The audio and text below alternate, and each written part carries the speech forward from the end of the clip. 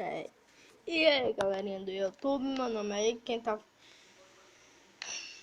Hoje eu vou apresentar para vocês como se pegar um helicóptero da polícia, galera. É mesmo uma sacanagem com as polícias. Mas deixa. Vamos lá. Primeiramente, você vai ter que ir lá na delegacia. Pronto, galerinha, se vocês já chegaram aqui na delegacia, dá pra ver ali, ó, que tem dois guardas ali. Então bora lá. Você vai ir lá,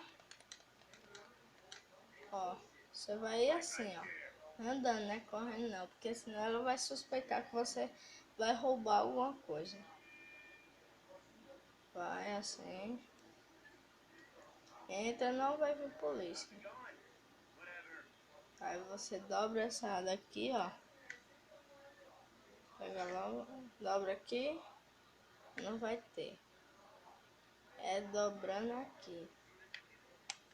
É. Você dobra aqui.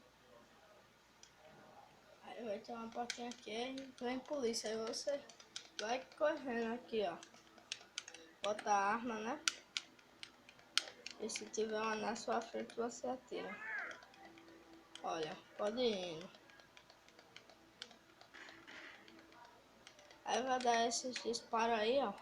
Aí você vai vir aqui, ó. Vai ter um helicóptero. Você pega. Aí quem souber voar, louco. É peso, né?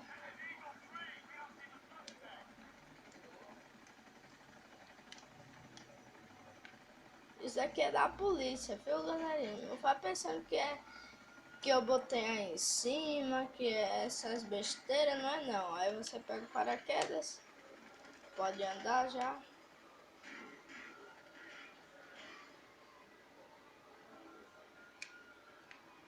Vou passar aqui só pra fazer a guerra.